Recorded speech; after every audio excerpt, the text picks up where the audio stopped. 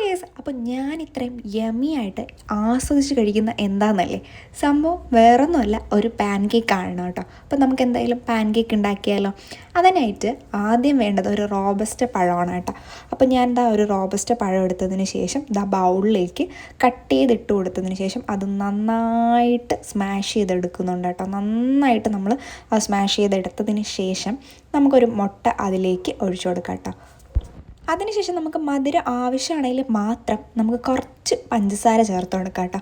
അതൊന്ന് ടാലി ആവാനായിട്ട് നമുക്ക് കുറച്ച് ഉപ്പ് കൂടി ആഡ് ചെയ്തിട്ട് ഇത് നന്നായിട്ട് നമുക്കൊന്ന് മിക്സ് ചെയ്തെടുക്കാം കേട്ടോ. അതിനുശേഷം ഞാൻ എടുത്തേക്കുന്നത് ഓട്സ് ആണ് കേട്ടോ.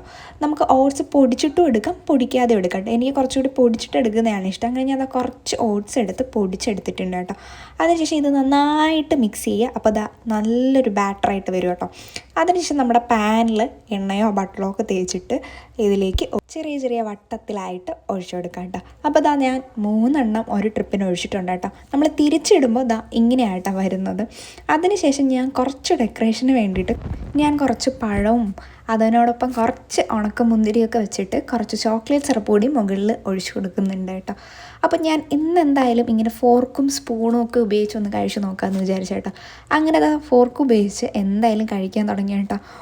എൻ്റെ ദൈവമേ, ഞാൻ ഒട്ടും പ്രതീക്ഷിച്ചില്ല ഇതിന് ഇത്രയും ടേസ്റ്റ് ഉണ്ടാവുമെന്നുള്ളത് കേട്ടോ. ഞാൻ ഉറപ്പായിട്ടും പറയുന്നു, സ്കൂൾ വിട്ട് വരുന്ന കുഞ്ഞു മക്കളൊക്കെ ഉണ്ടെങ്കിൽ മസ്റ്റ് ട്രൈ ആണ്, എന്തായാലും ട്രൈ ചെയ്ത് നോക്കുക. അപ്പോൾ അടുത്തൊരു വീഡിയോ കാണും വരെയും ബൈ.